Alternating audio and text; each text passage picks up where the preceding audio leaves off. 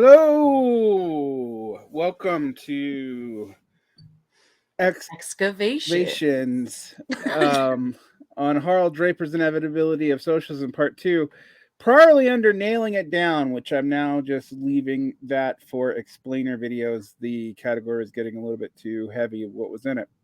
Um, it's funny though. I recorded two of these on the Robert Brenner, Dylan Riley 7 theses that came out and you left for review in November, and the second episode we were punch drunk because we recorded for about 5 hours and we started calling it Evacuations by accident. It was totally by accident.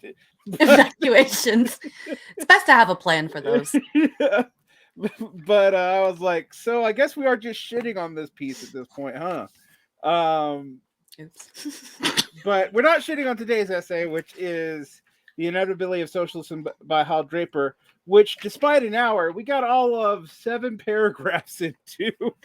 Yeah, but you went through like 8 generations of the Trotskyist tree of life, also known as the flowchart of doom for your computer.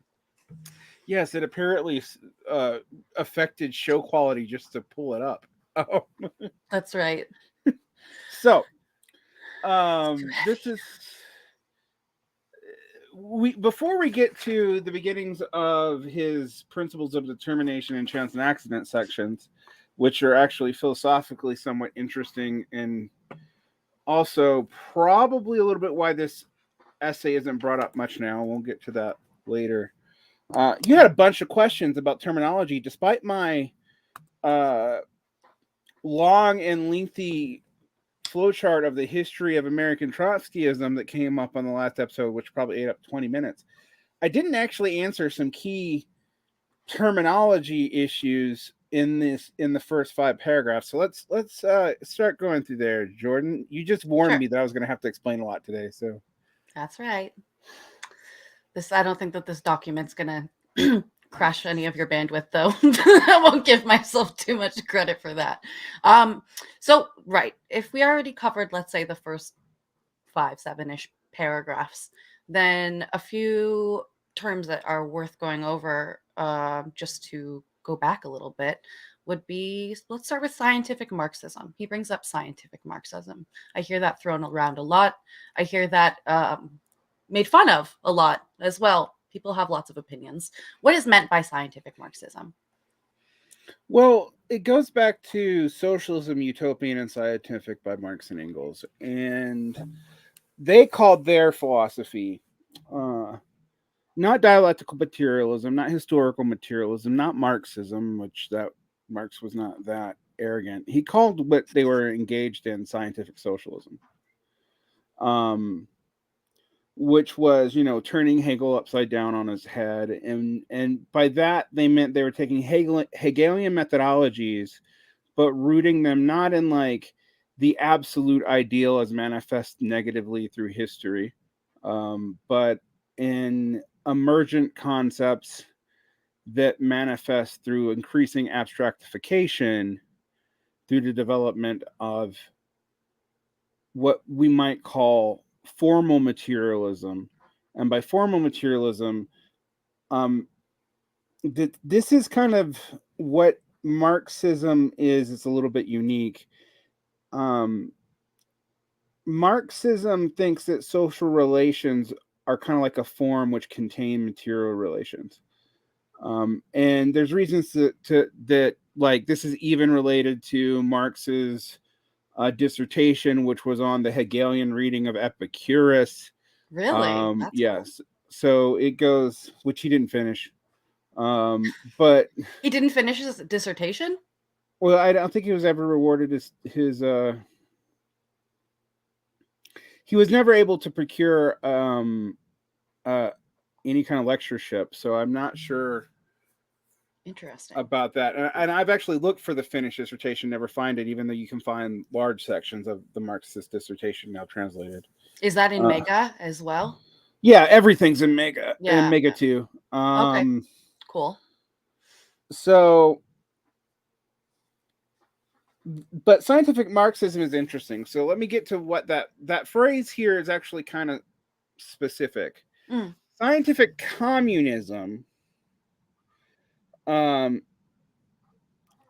is the science dealing with the general socio-political laws and patterns, ways, forms, and methods of changing society. And that is from the Dictionary of Scientific Communism, Moscow Progress Publishers, 1984. And I bring that up because that's Soviet talk.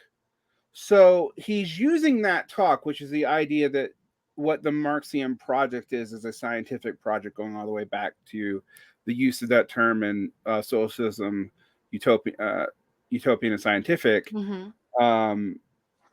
and saying scientific Marxism, but he's not saying scientific communism because he's trying to not grant that concession to the Soviets. Soviet doctrine. And we got to remember, this is 1947. This is in the period of high Stalinism during the war. So like Right. there's a lot going on here. This is seven years after Trotsky's been murdered. So that's all pretty recent, actually. I mean, one of the things about these splits in this early period of like, you know, the Cannonites, which are the original American Trotskyist kind of, is that these splits happen dramatically quickly, considering that, you know, Trotskyism as a separate tradition had only really been around since the mid-20s. So this would be like if the DSA had split into several different completely unrelated and hostile traditions, and also had a larger hostile tradition in the Democratic Party to deal with. If only they could be hostile. So canon, just another question. That's in reference to Marx's writing plus, or is it a name? It's a name? It's a name. Aha. Okay, cool. James. It is for James Cannon, who was one of the founders of the Trotskyist faction of the Communist Party and then the Socialist Workers' Party once they got kicked out. Oh, that's right. You did mention him last time. Okay, cool. So I just hear Cannon and I, think and he's an interesting now. He's an interesting guy because not only was he in the CPUSA, he was also in the CPA, the SPA, which is the Socialist Party of America, Deb's party, and the early IWW. So he's like Cannon's one of these figures that had cred as being one of the first American socialists, going all the way back to like when socialism in America was just now tying itself to Marxism. Gotcha. And he's like the main theorist of American socialism until he dies in 1953. Okay. So the Socialist Workers' Party, which was until recently considered the like most orthodox form of Trotskyism, because it's literally founded by the main guy who like worked with Trotsky directly, actually, when Trotsky was in Mexico. Okay. So here's the next question before we continue and not get too much back into the weeds with all of these people. I need to say that's no longer considered orthodox because they support Castro after 1959, after Cannon dies, so that they actually see like Latin American Marxist-Leninism, which is nominally still tied to the Soviet Union. They're okay with it. They're just not okay with the Soviet Union itself. Interesting. Okay. Although they defend the Soviet Union, which is confusing. We'll get into that later. So, all right. Another term that came up was bureaucratic collectivism. Okay. You just opened a can of worms. So Trotskyism's got a couple Trotskyist versions of Marxist-Leninism. So Trotskyism, now starting at about the 60s, they started calling themselves Leninism as opposed to Marxist-Leninism because they were differentiating themselves from Stalinists. Although, as late as like the 80s, you will sometimes hear people talk about Trotsky's form of Marxism-Leninism. Today, if someone says they're a Marxist-Leninist, they are inevitably some kind of either Stalinist or Maoist.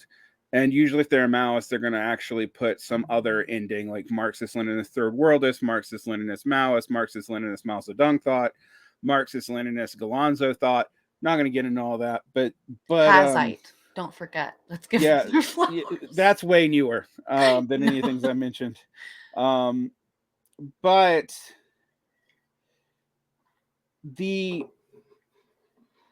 there's three theories about what went wrong with the Soviet Union from the left oppositionists in America who become Trotskyists. Okay. All right. So one, and this is the original one, deformed worker state. That because of being cut off from a world revolution, because what happened in Germany in 1917 and to 1919, and the German Revolution failing, that the argument was the worker state could not continue to grow and join up with the rest of the socialist world, that the inclusion of so many peasant elements had actually deformed the state because it needed to include those elements into the state itself, and that had led to a Bonapartist state which empowered Stalin.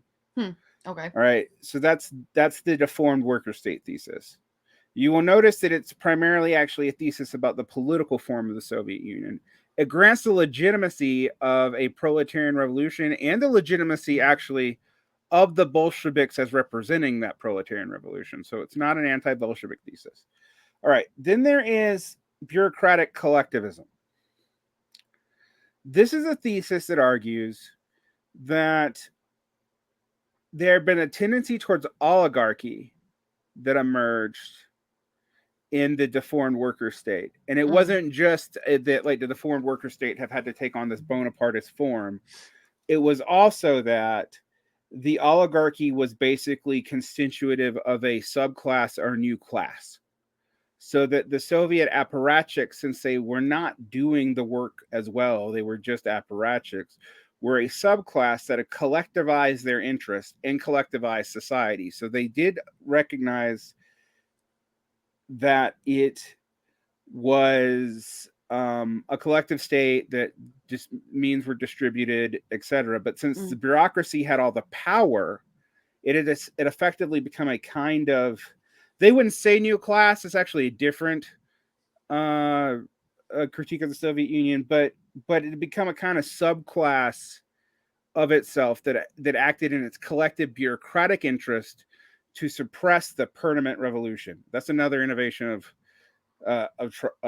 Trotskyism from outsider's perspective, is that revolution has to be ongoing, not just a singular event, or as in Soviet doctrine under Stalin, a three-stage event. First, political revolution, then social revolution, then economic revolution, then social revolution. Interesting. I believe is the order that they put it in. Okay. Okay.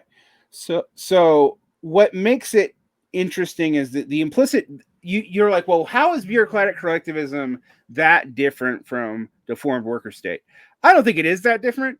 But one of the things that bureaucratic collectivism says is argues that the nature of the party as a bureaucracy is such that it can no longer be said to represent working class interests.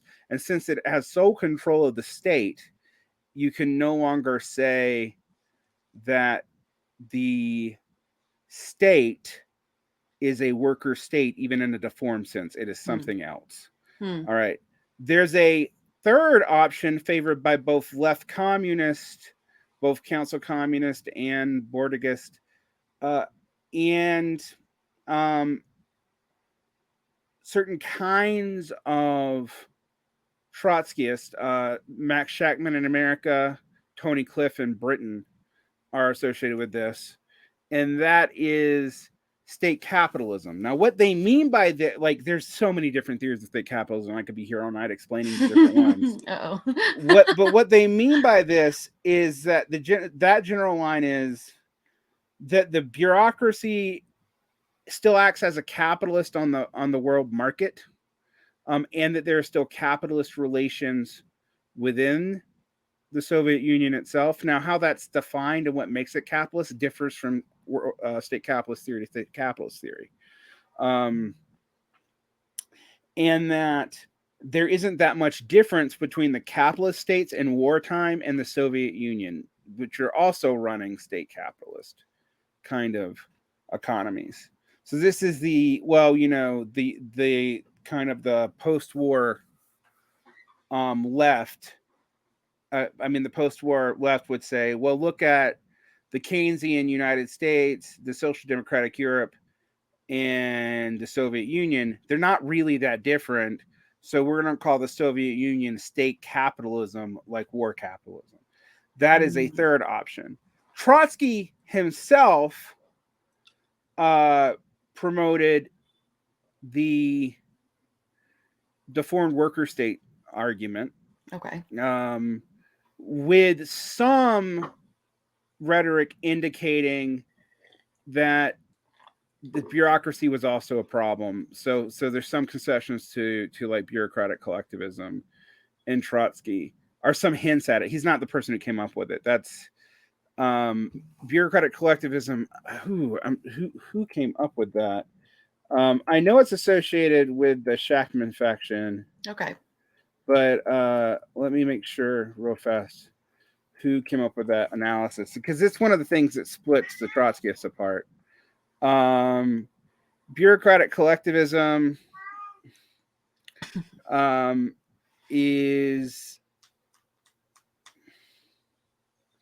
was Yvon Kripio, who was a French Trotskyist, seems to have come up with it. Okay. But it was popular with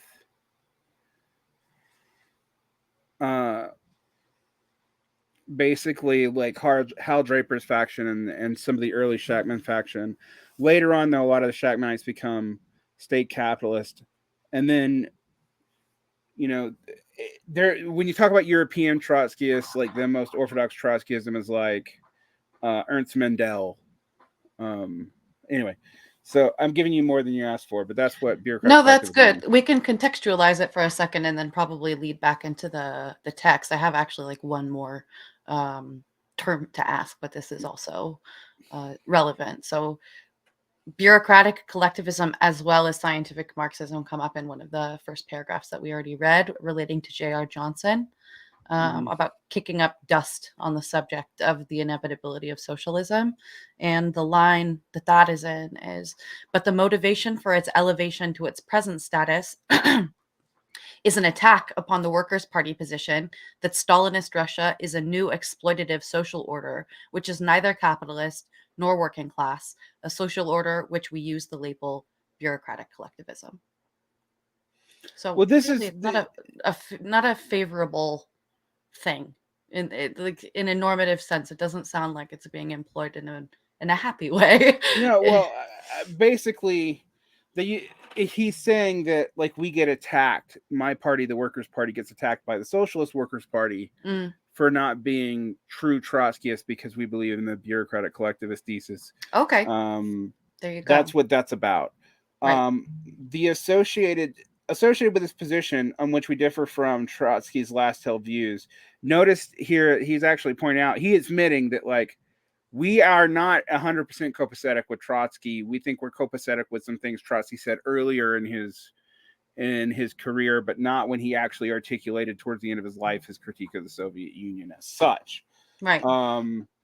And they started picking up the French slogan, socialism or barbarism. All right. So that's where it's also associated with French with French Trotskyists, Marxist humanists, etc. And it's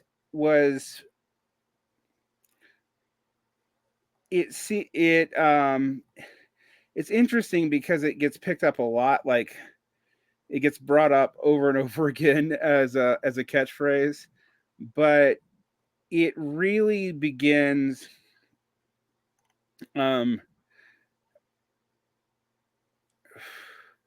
in a pamphlet by Paul Cardon, and it becomes later on associated with like 68ers. So this is before that, but that phrase comes from France. Okay. Cool. And probably is actually from Kalski, but no one Really? actually knows the origins. Its origins is debated. It's sometimes attributed to Ingalls and sometimes attributed to Rosa Luxemburg, but people who've gone back and looked have not been able to find the phrase in either of them. So Interesting.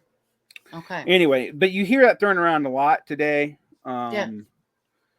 Of course, it's certainly one of the central elements of the text, but the original issue that Draper is picking apart here is what one of Johnson's disciples, Dixon Wood, says: if one poses two or more possible lines of future historical development and sees the equal possibility of the realization of any of them, he is claiming, in effect, that history is a matter of chance. And we'll get into that in a minute. But already at least 3 times in the text up until we're about to get to, Draper calls this line of thought mechanical.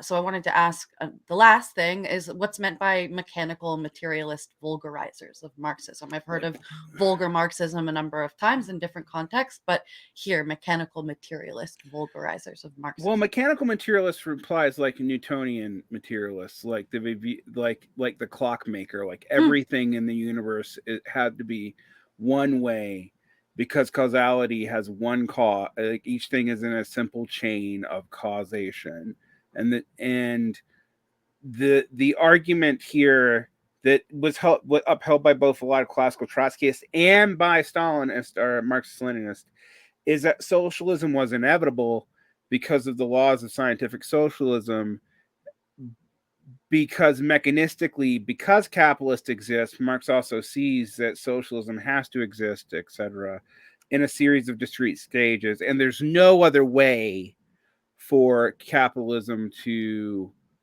work out. And as we'll get into this, Draper thinks this is like a misunderstanding of scientific causality.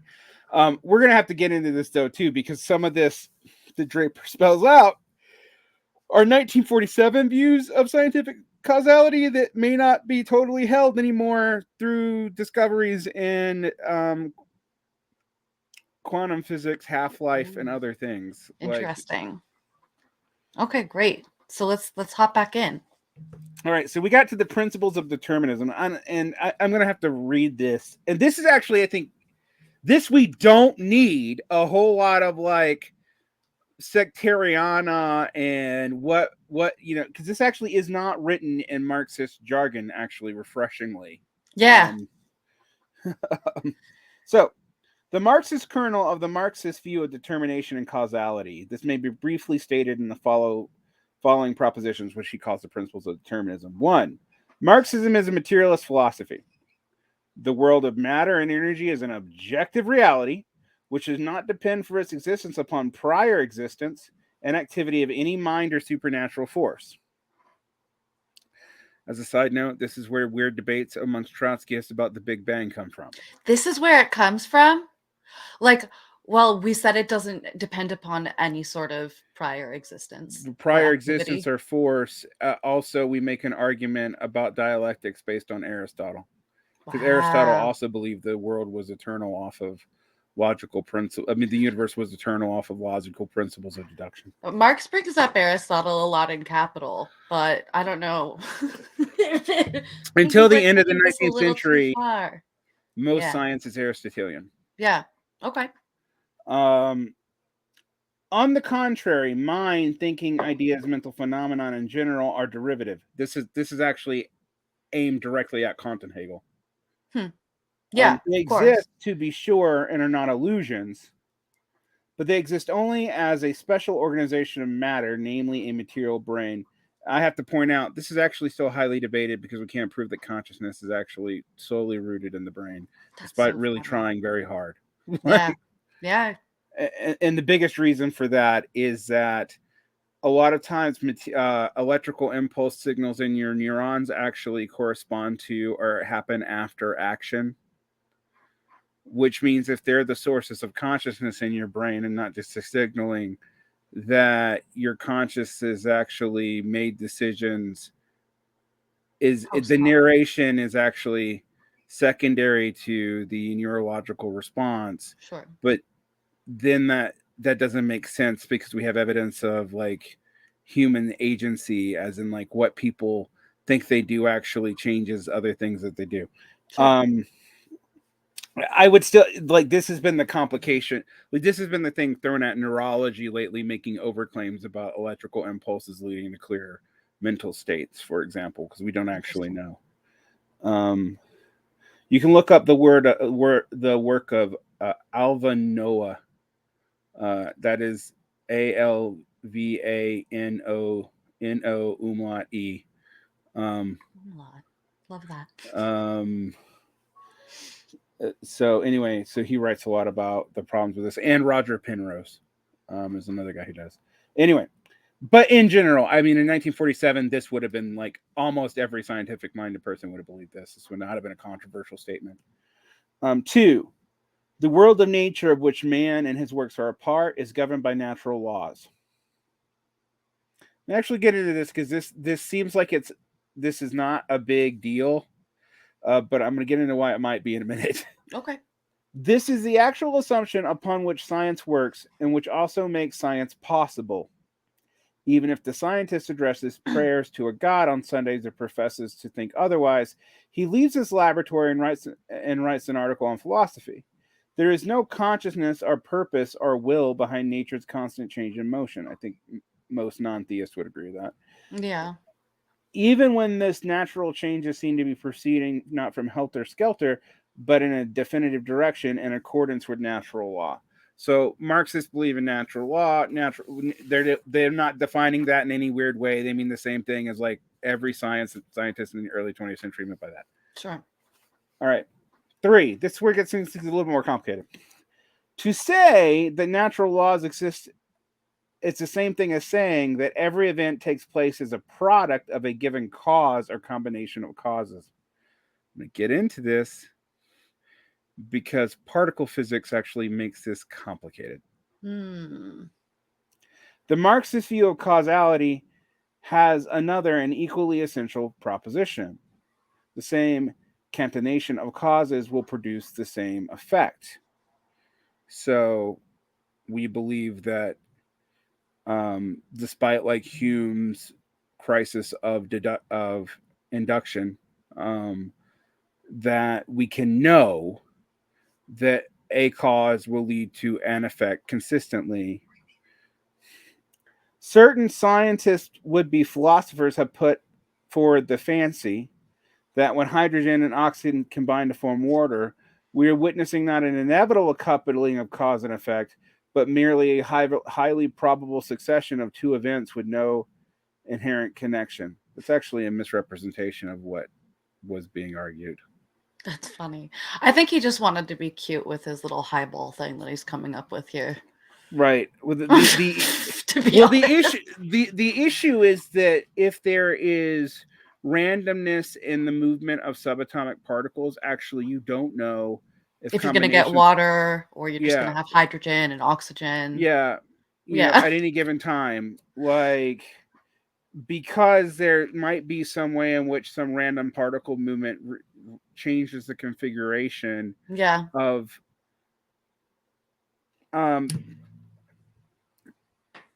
and so we can only talk about it probabilistically. Sure. All right. Presumably, it is possible that someday someone might put hydrogen and oxygen together and get a highball instead, or nothing at all. However, if something like this were likely to happen, no scientist would rest until he had discovered what change in conditions had brought about the different effects. That much sounds true. What change there was in the concatenation of causes. I think he's actually correct about this. Right. But what the probability is about is actually like we don't always understand or can't know, because of we don't understand the sometimes seemingly random movements of subatomic particles, what all the concatenation of causes could possibly be. Sure. And in fact, some of them may be indeterminate. Yeah, probably taking like particles was a little bit too, much of a high aim. I imagine that this could have been illustrated with slightly simpler science. I mean, it could very easily be illustrated with math, but then that wouldn't be an illustration of natural laws. That would No, just be yeah, mathematics. mathematics are synthetic a priori from Right. a Kantian perspective. So no, they don't actually prove this. The reason why you would do it with particles actually is theoretically atoms plus particles are the simplest form of mathematical physical laws because they're the most base form. Thus, uh, there's less variables you have to factor in. So, like when you talk about like say biochemistry, there's a lot more variables from outside of a simple system that you have to account for. I see. And at the same time, it sounds like he's trying to really like essentialize this to the most reductivist, like irreducible example that he can give. And apparently in modern scientific understanding, that's not really holding up. But we can understand what it is that he's trying to. I would say that the sentence, i.e., what change there was in the concatenation of causes, actually does cause it to hold up, and the answer is we don't know. Yeah. Like, and what some scientists would say is maybe it cannot be known because maybe at some level subatomic movement is random. Right. Anyway, Marxist materialism rejects such an idealist version of causality and insists upon strict determination of given events by determinate causes. I'm going to actually say it's not clear that Marxist materialism actually does that because Marx believes humans have agency to some degree. So it's going to be, but he doesn't believe they have counter-causal free will and actually states that outright. And so that kind of makes Marx like a proto-compatibilist or something. But he's not interested in those will debates. Like that's not what Marx is going on about. But like when Marx says men makes history but not as he pleases, he's arguing that like they're constrained by conditions, but they do have real choices. Otherwise, like a theory of revolution is irrelevant. There's no reason for it. All right. And this has actually been a debate within Marxism going all the way back. A lot of the one thing that was said even in early Marxists to the Marxism is inevitable thing is like, well, if it's inevitable, why does anyone have to make revolution? And they would say, well, it's inevitable that the revolution happens. And people go, yeah, then why hasn't it? Like you can see where this becomes a problem pretty quickly. Sure. Anyway, so we got through that. Then we get to chance and accident. And I think this is interesting because this is actually, I was expecting, when you read a lot of Marxists talk about science, they like to go back to like dialectics of nature or anti-Düring, where we're like, there's a thesis and an antithesis, and the antithesis and opposition are expressed in nature. Yeah. You know, the most vulgar form of this, like there's a contradiction in human biology, and that contradiction is the male, and the contradiction is the female, and that's how they reproduce. Like the sublation of that is reproduction. Yeah.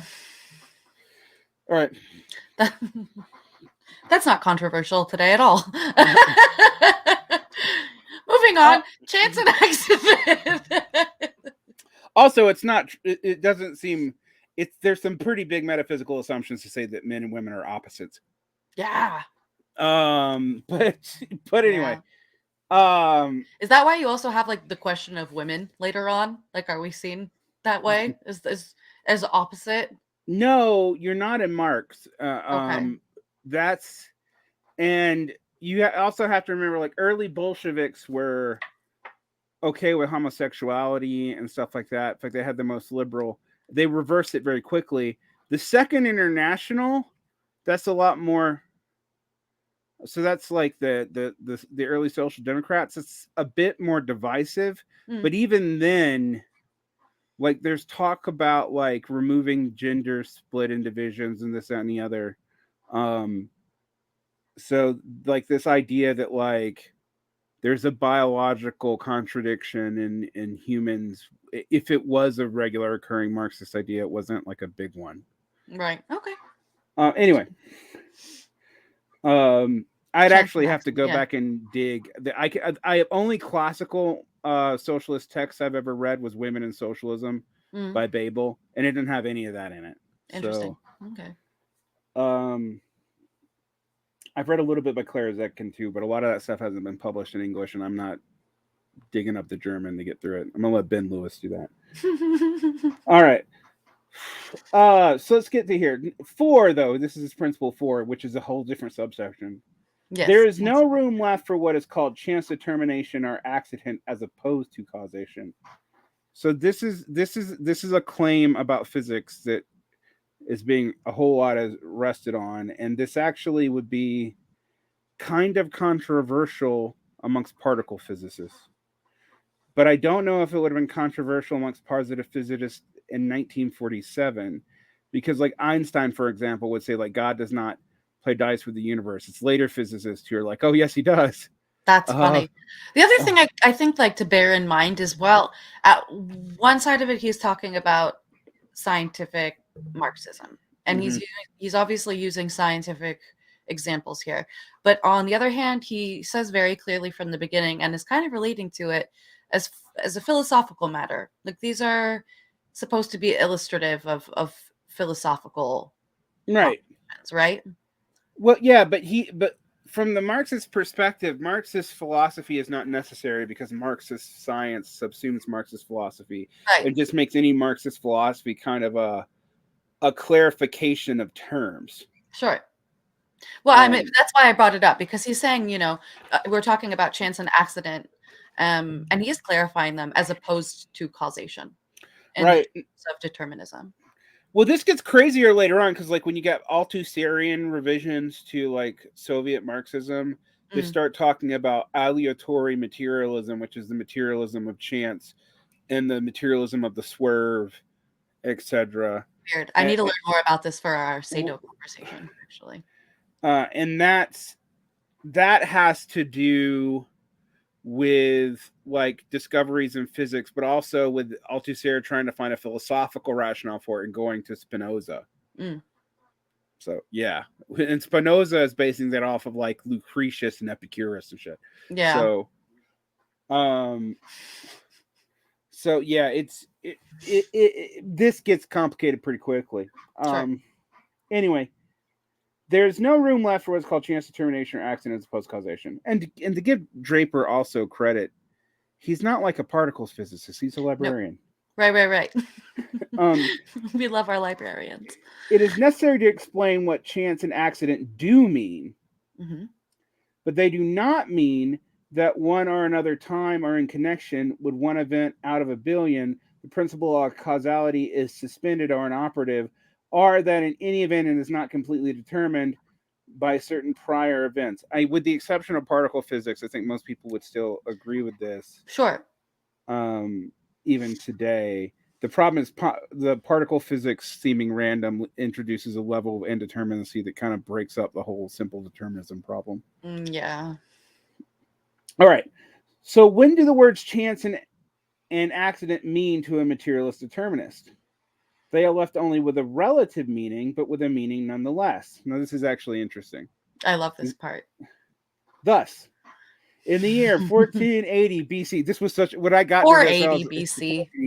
480, not 1480 BC. Oops. 480 BC. This is why I have someone else do this because I misread stuff sometimes. The Persian, 1480. There was no Persian Empire. No, that's okay.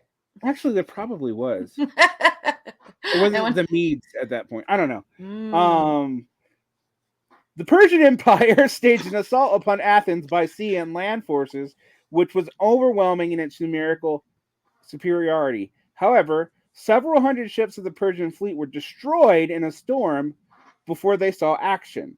And not long after, another Persian man of war were destroyed in another storm while trying to outflank a Greek fleet.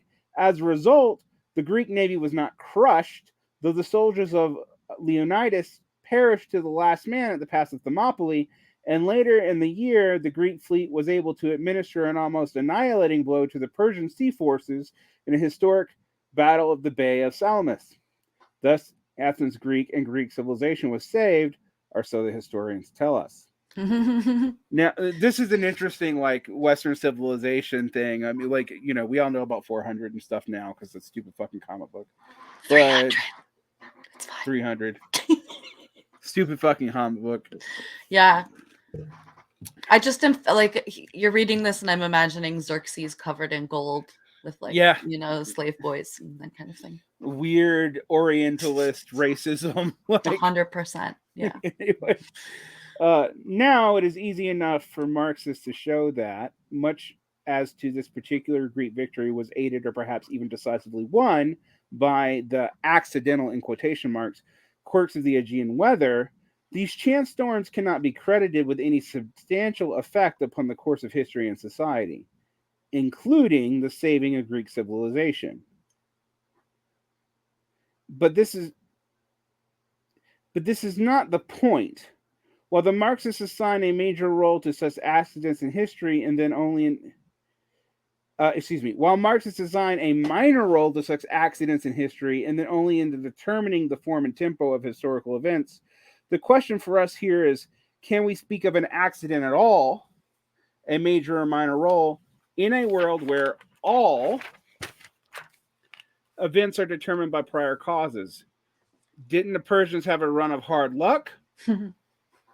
But on the other hand, what is hard luck in a deterministic universe?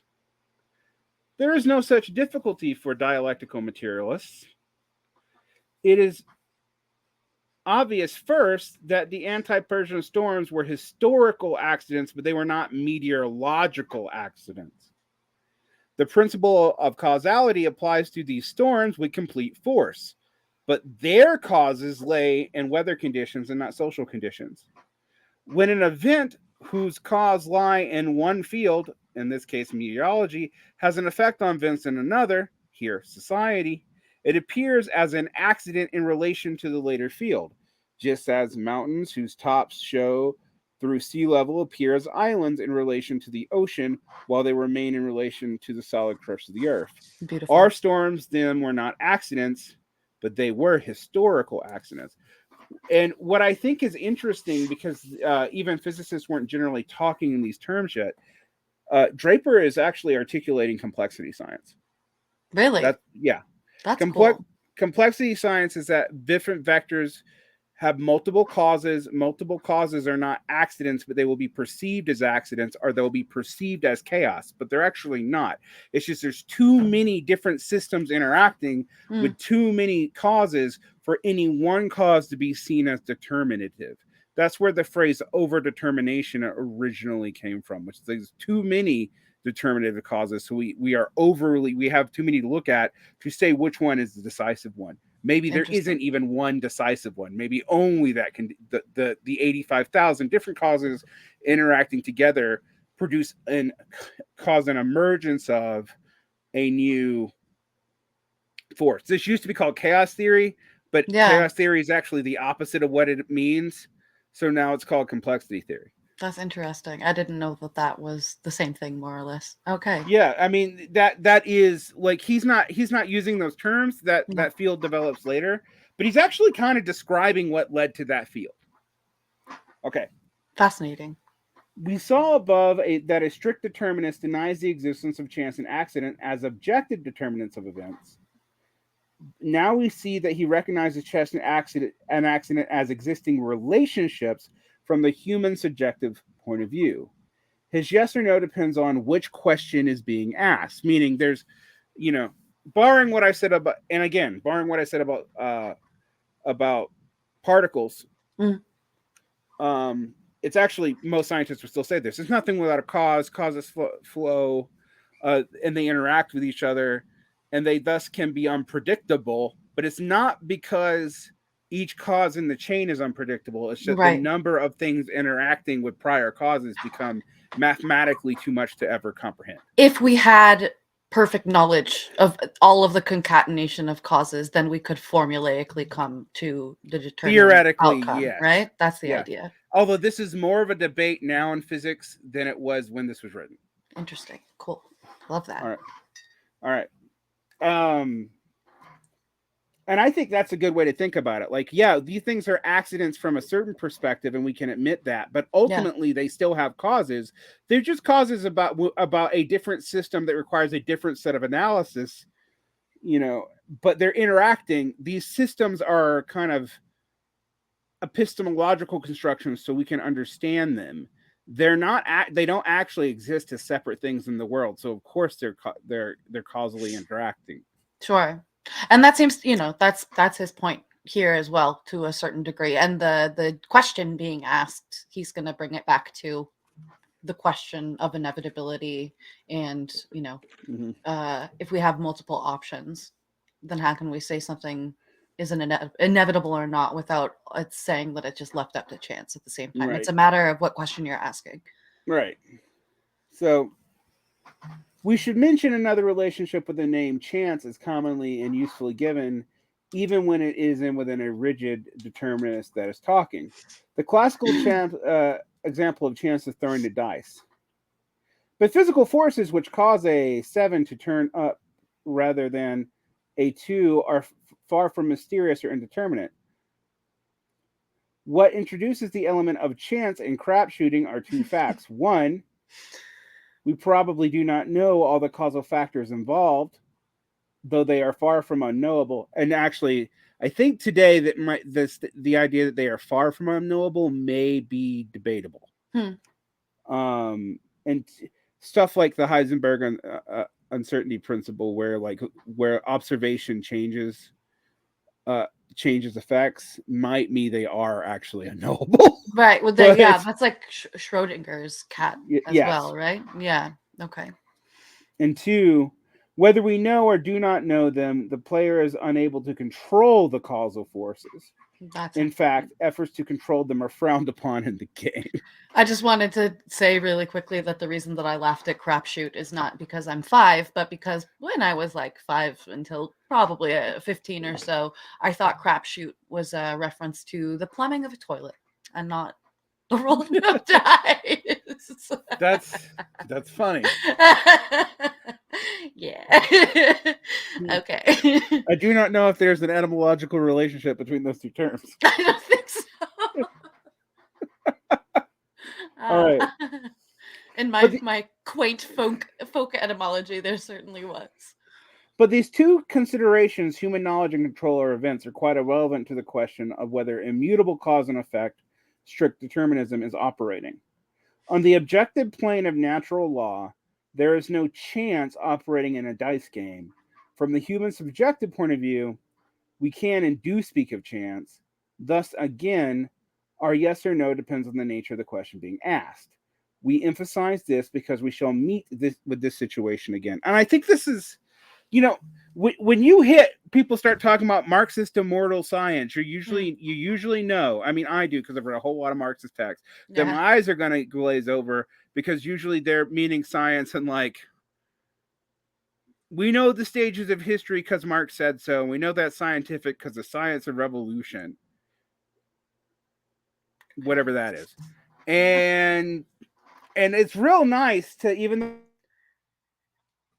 though I've had to put caveats on this, and there are some ways in which we have to caveat this now, to read something like, oh no, he actually means actual science. Yeah. Okay. So let's get to part 5 because this ties us back into Marxism. Yeah.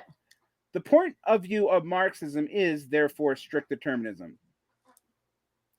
We can now give the determinist viewpoint an especially sharp and uncompromising formulation. If we look at the world objectively, not from the human subjective angle explained, then we must be willing to conclude that A, every event is an inevitable result of all preceding events. Given all preceding events, it could not have happened otherwise. And this inescapably produces a corollary that B, with regard to any future event posed, there are only two alternatives: that the event is either inevitable or impossible. All events will have already taken place, determine those events that will take place with the relation of cause and effect. And if, as we have said, a given constellation of causes can produce only a certain determinate effect, then the italicized statement is unavoidable. It is not a question of the simple alternatives. This event will either take place or it will not take place. The italicized statement means this event either must take place or it cannot take place. It is either inevitable or impossible. There is no in between on the objective plane of the world of natural law, which we have been discussing. This is interesting because this is actually a highly debated point in physics. All right. For most of the 17th to the early 20th century, from like Newton to the beginnings of quantum physics, this was taken as true. Now, what it meant, it was interpreted as an argument for God. It was interpreted as an argument against God. It meant that humans were autonomous. It meant that humans were specially exempted from the laws of causality, which is a weird argument, but it is. But basically, all responses were based on this assumption. He's writing at a time when the beginnings of physics that are based on like indeterminacy, observation effects, random half-lives, etc., start taking place, and that actually causes a lot of doubt about the chain of causation, even though, as everyone who studies physics will tell you, for most things that you observe in the world, Newtonian physics is good enough. And then that creates a whole nother problem. Good enough but not true is hard to explain. That's funny. like Newtonian physics is good enough, but it's not true. It's like conceptually good enough, but not technically true is kind of the idea there. Well, like, yeah, for most things that you're going to do that don't get into particle physics, Newtonian physics is going to be good enough for you to do it. Okay. But once you start getting into like time relativity and that sort of stuff, the assumptions of Newtonian physics like empirically fall apart. Right. Okay. So I'm just saying what he's stating here is actually a Newtonian view of the universe. It's not just a Marxist view, it's a Newtonian view.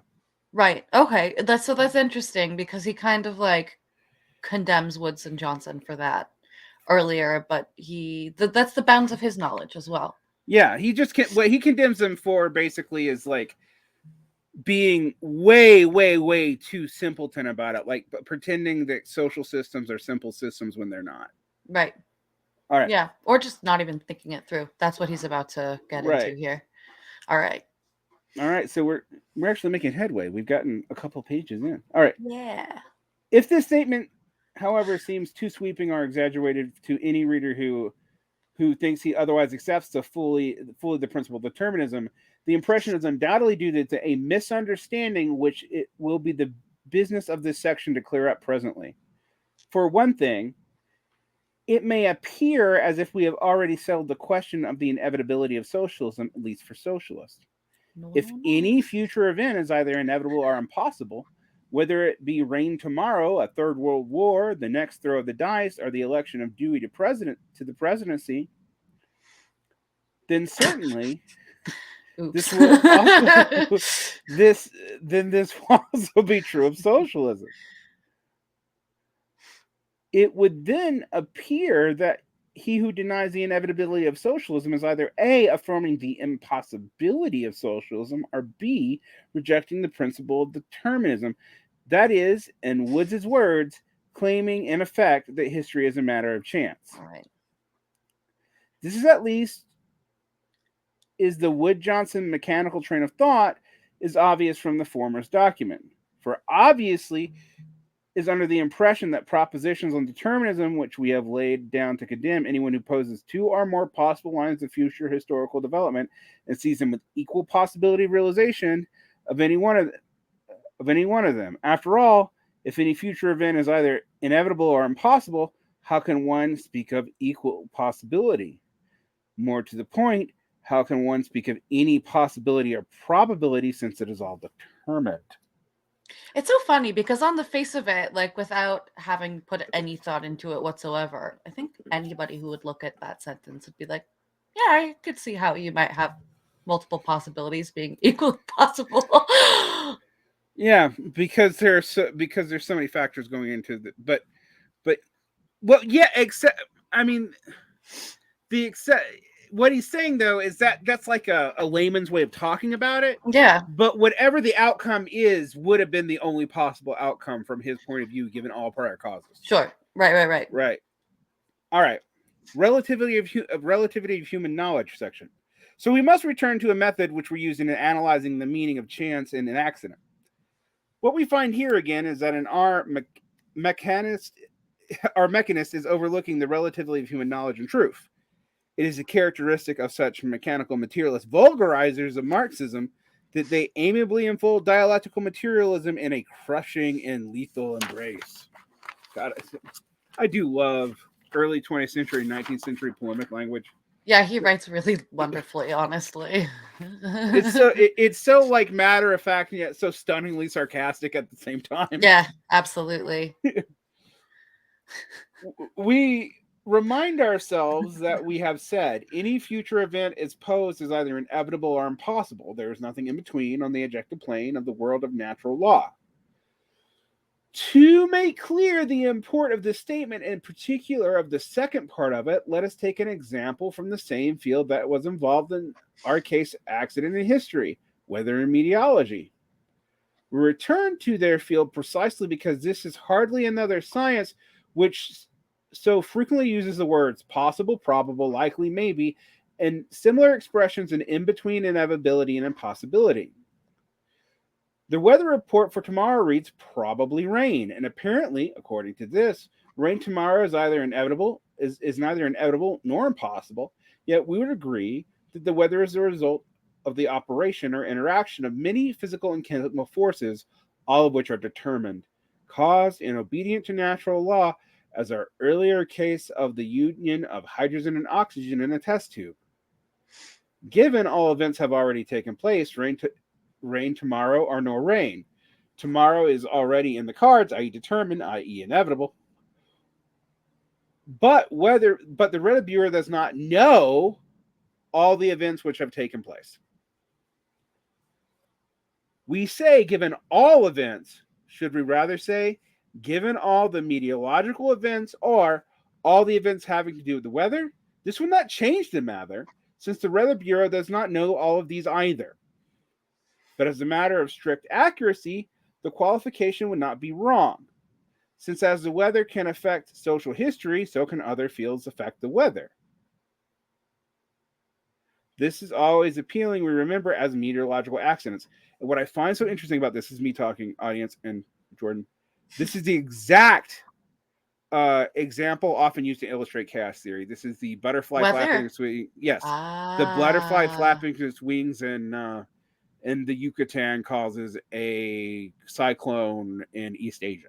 Is that the full thing? That's really funny. Where does Yeah. Ashton Kutcher come up? I don't get it. I'm kidding. I never saw that movie. Terrible. Boo. But I had to. It had Bad to be done. millennial reference. Boo. Yeah. It's really funny too, actually, if you even think about it, like the Meteorological Bureau or whoever he's citing here now is so much stronger, and they have like way better instruments and all sorts of ways to follow weather patterns and to display them, and yet we still get percentages and probabilities of whether how much rain we're going to get tomorrow, if it's going to come at all. So that seems to stick. Yeah, it's literally called the example is literally called the butterfly effect. But let me give you the date on when that was talked about. Yeah, 1972. Wow.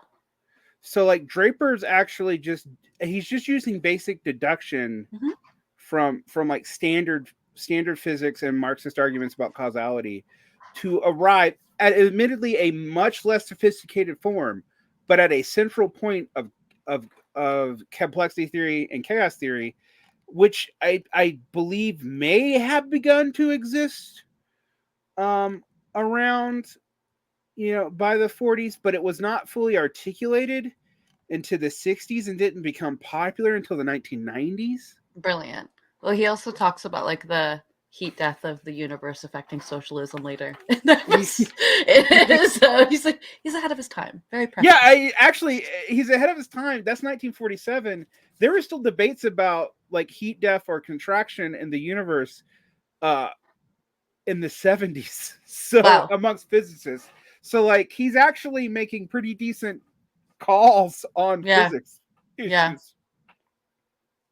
Amazing. But yeah, I mean, chaos theory, in the chaos theory example, the examples they always use is they're all from meteorology. So he's like dead on a whole lot of stuff at like 1947, just from hanging out in the library and reading a bunch of Marxist theories on physics. That kind of begs the question, like, who of the people who created, chaos theory and the like who did read they Draper? Know this stuff? Yeah. Who read Draper? Yeah. That's awesome. Who was really in the weird Trotskyist newspaper debates from the late 40s? Don't count it out. Anyway, at any rate, Weather Bureaus does not know enough. In order to make an inevitable prediction, it would have to know not only all the preceding events, but all the relations between them, especially all the relations which we call scientific laws. Let us imagine that Woods, who objects in the name of dialectical materialism to posing historical possibilities because history is not a matter of chance, is the Marxist head of the Weather Bureau and tells us A. Wayne tomorrow is either inevitable or impossible. Like everything else? Like everything else. A. Oh, come on. We got to read this between us. It's okay, the most fun part. Okay. I'll be A. You'll be Q. Wayne tomorrow is either inevitable or impossible. Like everything else? Without exception. Good. I see you are a Marxist. But what I want to know is, will it rain? I think it will. That means you think it is inevitable? Well, rain is certainly possible. In fact, I think it's probable. Then that means you think rain is probably inevitable. Well, the probability of it being inevitable is greater than the possibility of it being impossible. Uh-huh. And what's the forecast on the temperature? Warmer or cooler? I do not know. You mean either is possible? I mean, I'm not sure which is inevitable. As far as you know, a higher temperature is as likely to be inevitable as a lower temperature is to be impossible? Something like that. Then there is an equal possibility of one or the other? No! For that would mean that the weather is a mere matter of chance. I for sure read that out loud to myself when I stumbled upon it, because whenever I read like a play, I'm always reading it out loud, and I cracked up at the end of that. He sounds like a fun guy, Hal Draper, Mr. Dubinsky, my distant cousin. Even under complete communism, when dialectical materialism would already be the dominant philosophy, the above will still be a bedlam piece. Yeah. The citizen of even the third generation after the revolution will not have any difficulty in reconciling the equal probability of warmer or cooler with the deterministic view of weather. Brilliant. I love this part because he does two things here, obviously, right? Like the question of inevitability and impossibility, we get to determinism as well. But like he's doing all of this to show that it's going to rain or it's not, and that the factors are going to be also like, will it be warmer or cooler? And he throws that in so well. Yep. Let's get through the meaning of possibility, and we'll stop, dear listeners, when we get back to the political argumentation, because that's going to probably require me explaining a different set of things. For sure. Oh, can I throw in another question that I had up until Go this ahead. point? Since we've talked about subjectivity of knowledge, human understanding, and we've talked about Marxism as scientific and all of the issues of the science within it, do you think that Marxism, can it be scientific if it's been conceived of subjectively through the relativity of human truth, as he puts it? Yes. Why? The same reason like math is scientific even though it's conceded through the subjectivity of human truth. Like, how do we deal with the subjectivity of math? We remove all qualia. We only deal with quanta, right? But we don't know, for example, like there's all kinds of logical constructions in math that probably have something analogous to it in existence, but we're not sure that it has something analogous to it in existence, such as like imaginary numbers. Is the reason why we call them imaginary. And that's because like we need them to make the math work, but we don't have any analog to them in nature. Right. My favorite debate is whether or not dark matter exists, because everyone says it does, but there's a few people, and I happen to be one of them, who suspect it may be a math error. Dark matter may be a math error? Yeah, there's something we don't understand about physics, some variable we're not mathematicizing correctly. But it still helps us to understand like the whole conception of the universe and what is. Right. Well, even though it may not be a thing, it may just prove to us that we didn't work. Kind of like ether not working led us to another theory. Like we had to come up with a Berry theory of what stuff moves through, like what conducts heat. Interesting. And like phlogiston not being a thing. Oh, I miss phlogiston. Phlogiston's fun. What is that? I've never heard of that. Phlogiston is the substance of heat. It's not true. It's like it's an old physics theory that was abandoned in the 20th century. Interesting. You were a humanist in college, weren't you? I don't think I could have even answered that question in college. No. The funny thing is, I have a BA too. I just happen to also like have studied anthropology and this had to study a lot of biology. So, but I'm actually I'm like a physics amateur. That's awesome. No, I didn't have to study like any general education stuff. So the closest that I got to science and math was statistics and economics.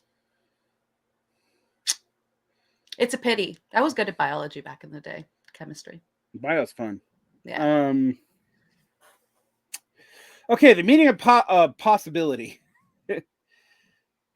What I also like here is he's actually laying out a pretty rigorous linguistic argument for one of the things he's pointing to without saying it is like the equivocation between words, like possibility as like indeterminacy versus possibility as we don't know all the prior determinants.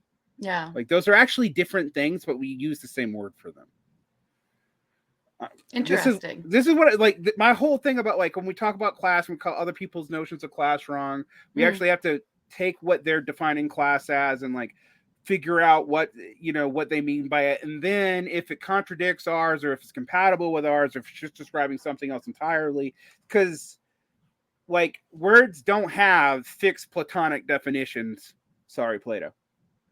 Oops. And I mean, obviously a lot of what we're doing here is I mean, not in this case, but translated from different languages into English or whatever language that you're speaking. Right. This is actually mercifully originally written in English. So yeah. Which, unlike many things I have to deal with in Marxism, I'm like, okay, yeah, what the fuck was the word in German? Right, exactly. That's interesting because isn't analytic Marxism is from like the analytic philosophical tradition, which is largely the Anglosphere.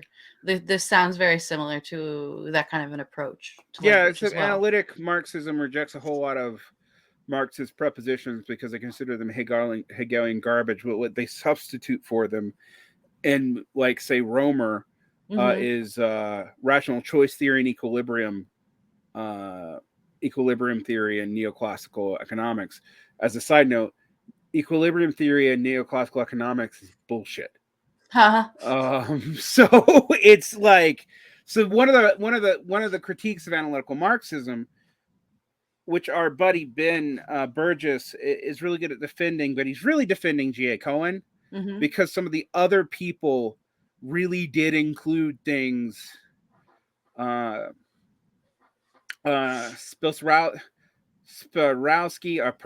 and never. Polish speakers, correct me because I butcher every Polish name. We gotta ask Kuba to pee or not to pee. Yeah, that is the question. Is the P pronounced or not? It's lots of and yeah. He uses say like a lot of game theory. And I actually sometimes use game theory, but I don't tend to read it into Marxism. Sure. But like Romer uses equilibrium economics. What they're trying to get rid of is what they saw as like pre-scientific German romantic notions that made their way into Marxism from Hegelian idealism. Right. And then a whole lot of like jargon mongering that happens in the middle 20th century. Jargon mongering, love that. They're not the only people to do it. Arguably, Althusserian Marxism is trying to do that, as is political Marxism of Robert Brenner and Aaron Milkins Woods. World systems theory is kind of trying to do it. And in some ways, political Marxism and world systems theory are reactions to that come kind of out of analytical Marxism.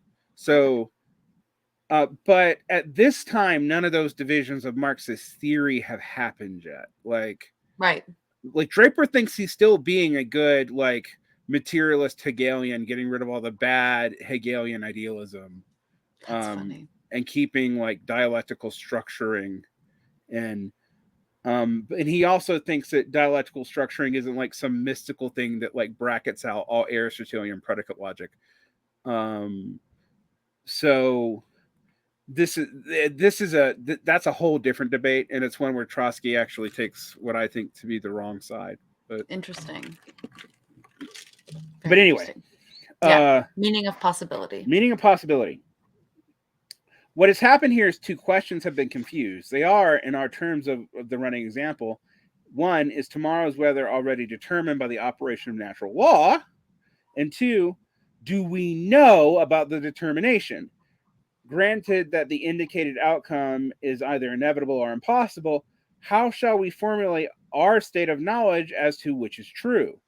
The answer to the second of these questions is that the words probable, possible, and equally possible, etc., taken on the meaning for the determinist, indeed for the rigid determinist, these words are a measure of human knowledge and ignorance in the face of ramifying the complexity, he even uses the word, of the causal chain leading up to the simplest event.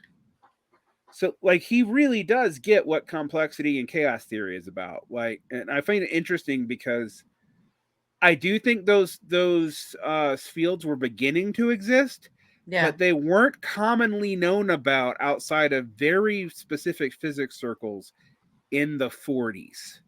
They're much more broadly talked about, even in academia, a generation to a generation and a half later.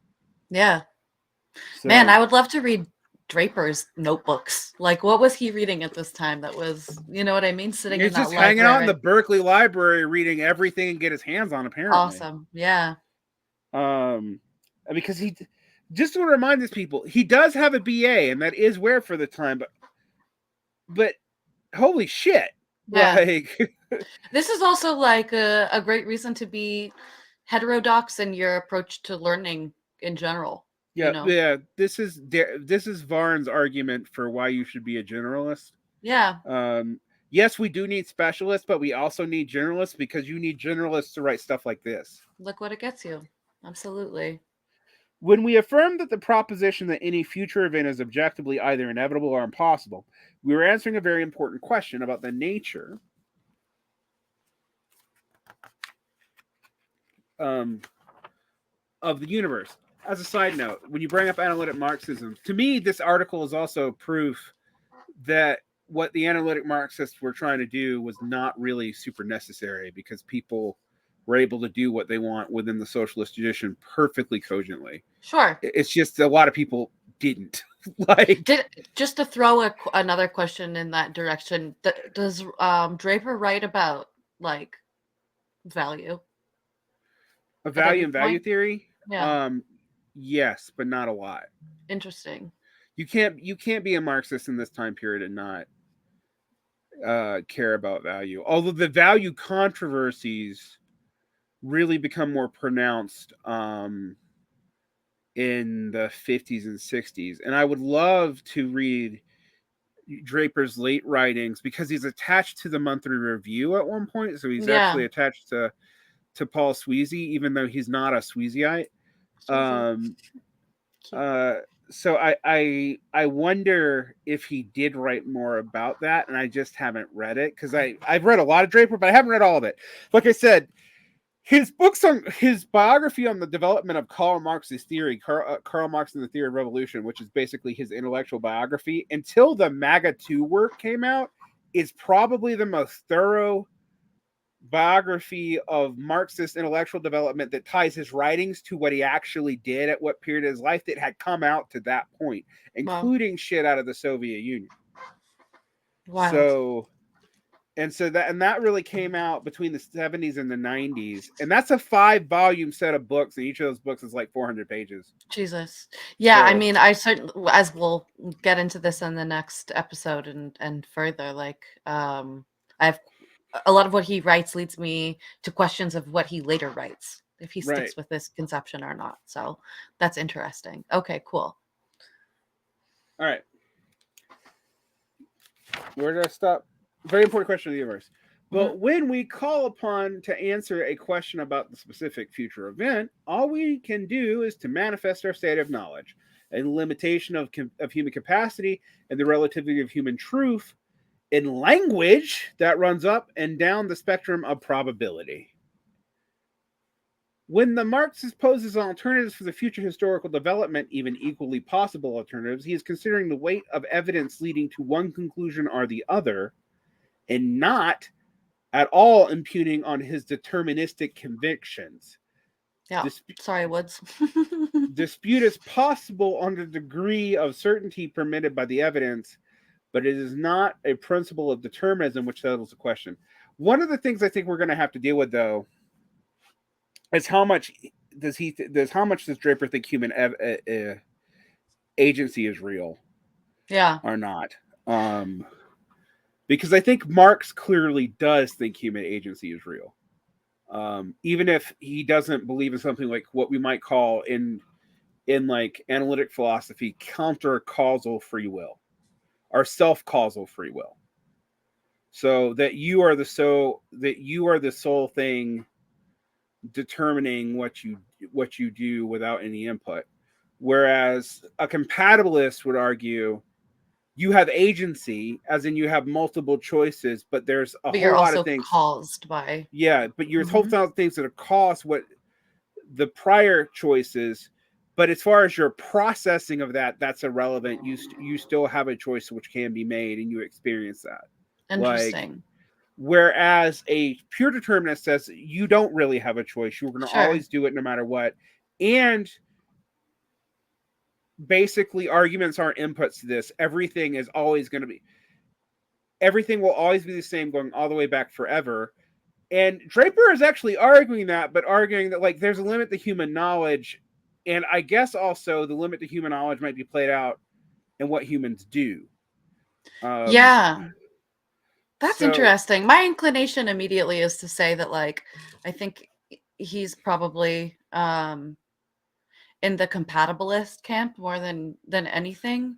And the way that he starts to relate a little bit later to the inevitability with regards to socialism or barbarism, that like it's, and what Trotsky says is that, you know, there's a choice in the matter, and the choice that you take is the moral choice, more or less. It's like the inevitable choice if you don't want to die and you don't want civilization to end. But like but he isn't fatalistic, and he thinks that neither is Trotsky. Like it's bound to happen one way or another, and that, you know, if we just let capitalism follow its course, then it will inevitably lead to socialism. Like the inevitability is it leading to some sort of conflict and the need for revolution and for constant struggle. Right. I will say this: Marxists don't tend to argue in terms of compatibilism, but classical compatibilism is actually not even like stated until the 1960s, although people do see it hinted at both Hobbes and Hume. Thank you. I might even link this. This is from the Stanford Encyclopedia of Philosophy. Because I was like, when does compatibilism get framed as compatibilism? Yeah. what compatibilism is generally means is soft determinism. And so it means that, like, causally, it's true that there are things causing you, but we still act as free, morally responsible agents in absence of internal constraints, because our agency is manifested in choices, even if there are reasons and causes of our choices. And yeah, it's kind of a lot of people see it as a cop out. Yeah. But what self-determinism actually argues is, no, you're not totally free. Like, you can't just do anything. Mm-hmm. But there are ways in which you are still picking between viable options, of which you have certain cause predispositions to, and your own feeling of choice is part of the feedback loop. Yeah, that's really funny. This is all just bringing me back to an episode that Ben Burgess and Stefan Bertram Lee did on determinism, and they use like the dumb mind magic of Sam Harris. Right. Do you Because remember Sam that? Harris is an absolute hard determinist, and he also thinks he's a hard determinist. He also thinks that, like, everything would be as it is, going all the way back forever, no matter what. Yeah. But he also argues that morality is important, and that morality is a science. So He's a special man. We should have listened to him. I've been arguing with Sam Harris since before I was a fucking Marxist. Like, yeah. He's been a bane of my existence for a long time. Friend of show, Sam Harris. Enemy of show, Sam Harris. I have a feeling that, like, 1 out of 10 times that anyone says friend of show, they mean it, sincerely. They mean enemy of show. Yeah. Or as in my case of sometimes, I'm a lot of people's frenemy of show. Frenemy of show. See Derick Varn, because I probably created a problem for them by attacking someone. And as I like to remind them, if they're hard determinists, I could be no other way. That's right, you guys. Give him a break. He was born They can't give way. me a break. They can't be any other way either. And thus shit, they are, you're right. God. It is inevitable that one of us will win, and the probability is that will be me. So we just all need to stop complaining and just let the dice roll and fall as they do. Although if you're a hard determinist, you can't stop complaining. So this is my favorite thing with hard determinists, when they're like, I have to convince you about hard determinism. Like, you can't. And also, you can't stop this argument. And I can't do anything else either. I was always going to mock you for it. So, oh my God, that's awesome. I have to keep this in mind if that by any chance I ever get into this kind of a conversation, which may happen. It's it not happens likely. in Marxist circles a lot. And I actually think if you're a super hard determinist, you have a hard time arguing about why revolution is necessary. That's really unless you say revolution is inevitable, but then why do you need to agitate for it? Because you're either going to or not going to, no matter what. Like, there was no way that anything else could have ever happened. Like, should we give them a little tiny taste of the next session for the next session? Socialism or barbarism? Socialism or barbarism, and the Fourth International. And the Fourth International, if you don't know, that's the Trotskyist International. Yeah. You asked me about the Comintern, and I do need to explain that real fast. Okay. The Comintern is the official international. It's the Communist International of the Third International. Oh. All right. So the internationals are as follows: there are other internationals. There are anarchist and social democratic internationals too. But there is the Workingmen's International, the First International, an anarchist and left nationalist and Blanquist and French socialist and German communist and all kinds of groups are in it. The Charterist in England. That's the one where Bakunin and Marx have a fight and it splits. Okay. There's also fights between like Marx and Blanqui and. Did you say in England? The First International? First International is primarily England, France, and Italy, but it has people as far away as. There are Asians in it. I think there's like so it's. But it is headquartered in England. Okay. In Geneva, I think. Okay. But then there's the Second International. The Second International is the Social Democratic or Socialist International, the first one. Now, there are ones later called Socialist Internationals that happen. There's still one, actually. That is the international of like the SPD, the CPU, the CPA, the CPA, the Labor parties are in it, etc. That's like the classical Marxist international of Kautsky, led by the SPD. Okay. With the with the 1917 and the split of the Mensheviks and the Bolsheviks, thus leading communists to split from Social Democrats formally, both in Russia, but also in Germany, because like the Spartacist League, which by that I don't mean the Trotskyist one, I mean the Spartspun of Rosa Luxemburg and Karl Liebknecht, and the beginnings of like the KPD, which is the Communist Party of Deutschland. That's a Comintern. That is run out of the Soviet Union. The Bolsheviks are the leaders, obviously, because they're the first successful revolution. Although arguably the communists in the Mexican Revolution probably should also claim that, but whatever, they weren't in it.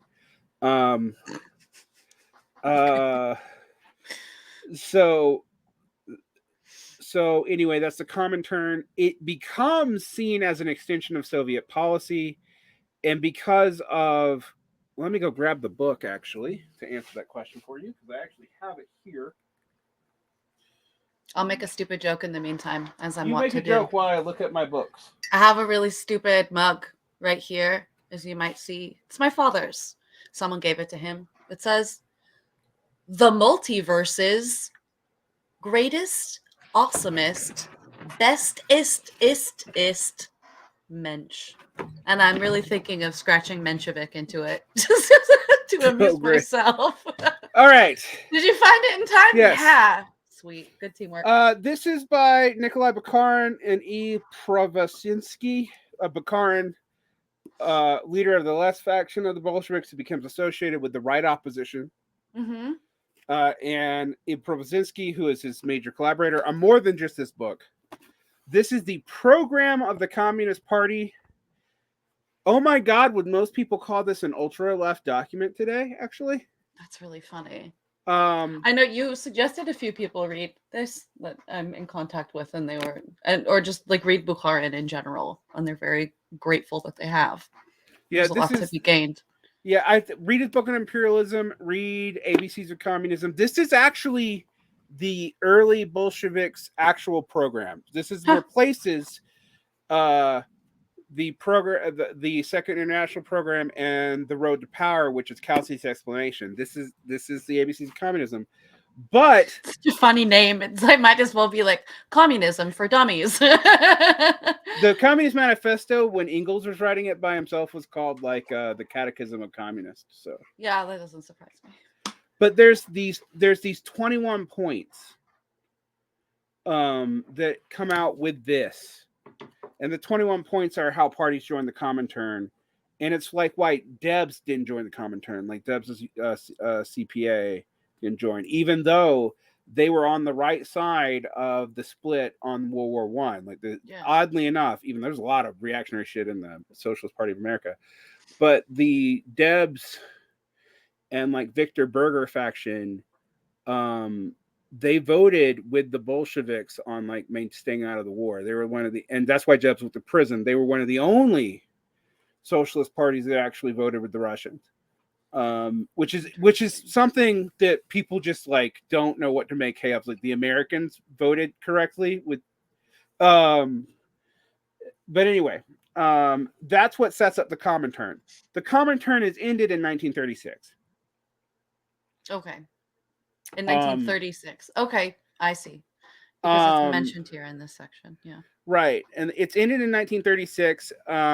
That's basically the purges, then the Molotov-Ribbentrop Pact, and then World War II make the Comintern impossible. Yeah.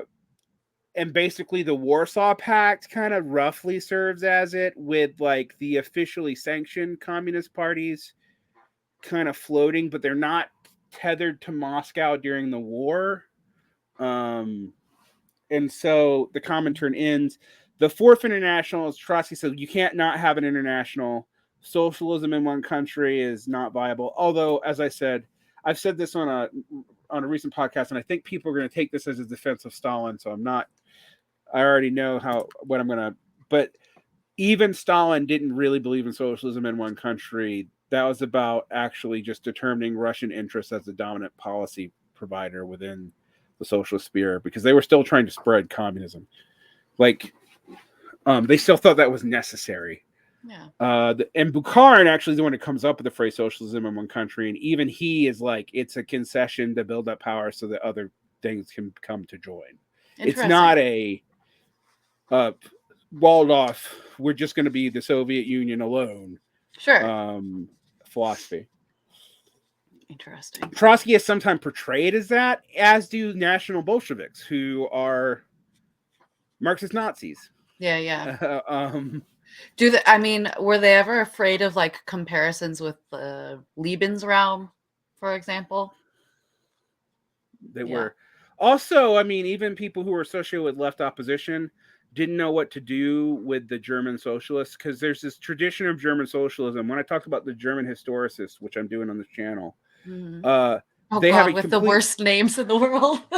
The youngs and the youngest and the youngers, and it's the young and the youngest, which is like, oh my god, Jesus, guys, come on. But they Marx called them the armchair socialist, but they were the people who believed in like national socialism as independent social complexities, and they also thought socialism was social within together as like a social compact between the classes. Mm-hmm. And that's very different than Marxian socialism. It's very different than pre-Marxian French socialism. And that's why when someone says, well, Marx didn't call himself a socialist, I'm like, yeah, he didn't, because that's who the socialists were in Germany. Yeah. So he called himself a communist to distinguish himself from them, and also to distinguish himself from the French socialists, of who he still thought were like his brethren. He just thought that they needed like a better theory to explain what they wanted. Interesting. So you're talking about like Proudhon and Lassalle and those guys. Right. Well, Lassalle is, but the funny thing about Lassalle is Lassalle, even though he's associated with the German historical school, because he assumes the state is neutral, and that's the German historical theory of association. He thought he was a Marxist.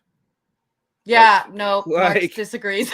And Marx actively disagreed. Yes, he does. And would not let anybody associated with any of Marx's political groups join, even though he praised Lassalle in his death. He did. He still, even after Lassalle died, would not let people join the All-German labor union until like a whole lot of shit happened, and Marx and Lassalle were both dead. That is so like kind of petty and adorable in a way. That's really funny.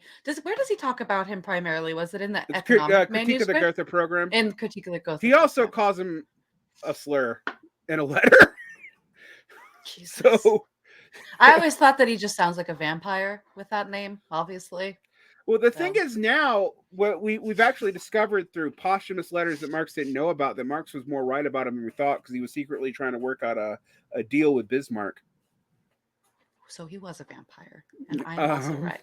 So congratulations. So like, but when people like, you'll hear like post leftists like Marx wasn't a socialist, and I'm like,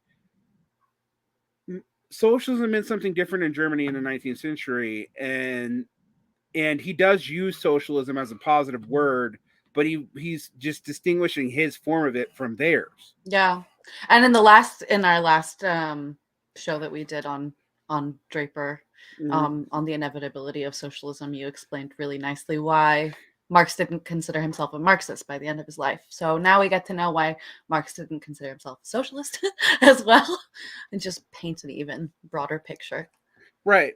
Also though, like when Marx said he wasn't a Marxist, it was like specifically to one guy who pissed him off. Yeah. Like, so, and that's he was really talking. funny. He was talking to his son-in-law. So, yeah. It's. I still find out new things about Marx all the time. So the Vera Zurich letters that is really important to Cito, who we're talking about in another series. I discovered why Lenin and Plekhanov didn't know about them, because they knew Vera Zurich. Marx never sent the fucking letters, the important ones. He only sent it like a little letter, and then the other drafts were found later, and I think they were first published. They weren't from the MAGA 2 stuff. They've been around for a while, but I think they were first published in the 40s. That's funny.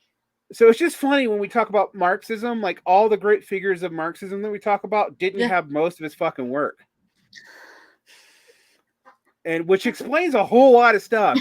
Like, because it's just like, oh, okay. And I also don't know, as a side note, I've read those letters many times, because they are kind of like if you deal with stagist Marxists who think that he clearly believes in stages, it's the answer to them. Mm-hmm.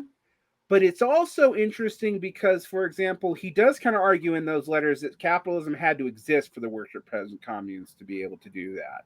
So it's, I don't know. I mean, I recently talked to Matt Huber, who just, his annoyances with Sato were all in his second book. Yeah, I'm really looking forward to hearing that. Definitely. We didn't go into it very much because he's just like, so now I actually bought Marx and the Anthropocene. So maybe once we go through this first Sato book, which I'm liking, I can see why some people like that book but hate this Marx and the Anthropocene book. Sure. I mean, as far as I can tell as well, like the Karl Marx's Ecology, the first book, the one that we're reading for patrons, get in there, patrons. Look, is really Marxological. That's really funny. No, it is. It's far more. It seems to be a study of Marxology and a deep dive, a compendium of all sorts of, an argument for Marx's ecology being not only present, but present from the beginning in ways that other issues he comes to terms with, that he parts with, whether it be philosophical, whether it be stages. Like Sato makes an argument that the ecology was always there. The issue with the second book clearly is what solutions we find via Marxism and modernity for our future / current problem. Well, that's where people seem to be really having problems with, also, like, with Kohei. With degrowth Marxism is like, I'm not sure. Like, when I read Sato, I'm like, I don't see anything objectionable. But when people are telling me like we need to become vegans with like 50% of the people employed in agriculture and we can only allow development in developing world, and I'm like, what? Like, that doesn't make any sense. So I'm like, what? But I can totally see where the framing could lead to all different kinds of things being called the same thing, and all different kinds of objections to it being called the same thing. Yeah, absolutely. Because when I talk to Huber, he's like, I don't believe that like we need capitalist growth. I just think we're gonna have to like produce a whole lot of new shit to be green, and so we're gonna have to have like largely redone infrastructure, and that's a lot of production. And right, the question is obviously like, having a profit motive driving that versus having the not and killing ourselves and the planet before and how long would it be necessary? Because I think one of the things that Huber argues is like it would be a whole lot up front, but we wouldn't have to, like, if we did it right, we wouldn't have to do it that often, and it wouldn't be forever. Like, because one of the things I talked to him about is like, well, one of the growth problems we have in capital now, and it's just a taste for those of you who are patrons, who aren't patrons, to see what we talk about, who aren't in. Anyway, what was I saying? Oh, for those of us who are in capital now, our infrastructure is shitty because there's literally no reason for capitalists to invest in it being permanent. And actually, like, stuff in the 19th century and early capital is more long lasting than stuff now because they figured out planned obsolescence and. And it's nice that it has social utility, but that's not its primary driver. Let it crumble for the people, and they'll figure out how to make what they need to use new, and then let that crumble so another company can be contracted to fix it. Or them money. Can be contracted to fix it. I mean, like, exactly. That's, I mean, like, look at my favorite example is cars have gotten infinitely more efficient in 1,000 ways, but they're also like way less durable. And also now you can like pay on a monthly basis if you want that seat warmer that was already in the car that you bought to Well, work. that's different. But that's just extracting rents. Yeah. It's fascinating though that it's like that it's part of the issue as well. Yeah, they figured out how to turn physical commodities into rents. That's crazy. But anyway, this is the kind of stuff that Jordan and I talk about behind the Patreon. Jordan is now a regular of the show. She's the closest thing I have. Well, she and Abby Hassan are the closest thing I have to co-host. So sorry guys. Abby Hassan deal with it. of the Over Complexity supplement. People are going, how many different sub podcasts do you have on one podcast channel, Varn? It'll be really easier to understand now that you're giving them different names. Yes, actually. It will be. When we named Abby's, I'm like, I probably should name the other ones differently, huh? For like, that means I probably need to let the bi-monthly one. Is it bi-monthly 2 months or is it twice a month? I'm never. Nobody sure. knows. Nobody knows the answer to that question. Sorry. Bi-monthly, as in every 2 months, I have a supplement on contemporary politics and Christopher Lash with Elijah Emery that is ongoing, and it's right now it's still in the interview series. The problem is though, once I brand something as a sub brand, it no longer goes on the on the free podcast feed. It only is for Patreons or YouTube watchers. Honestly, as someone who patronizes a handful of people, you give the best value. Not only is there like a ton of content constantly, maybe too much, Varn, slow down, but beyond that, you really get access to things earlier. Your Discord is one of the most interesting and active places that I lurk in. Sorry, guys. It is not all shit talking. I mean, it really isn't shit talking, but it's not all. Actually, we reorganized it to reduce shit talking. Who knew? And it actually worked amazing, and it's moderated nicely. Yeah. So, I say, consider giving a few bucks a month. $3 gets you most things, and get you everything. You don't get. I do some patron only videos that requires $5 or more. And if you give me $10 a month, I'm kind of your valet or whatever, because you can kind of boss me around. For $10 a month, when I do Q&As, you can actually tell me what the topic is. The Q&As are awesome too. And I don't know, everyone noticed, like, I'm just scrolling through, reading along on Marxist.org, but Varn needs to physically print things out, and paper and ink cost money. So please consider adding to his printer fund.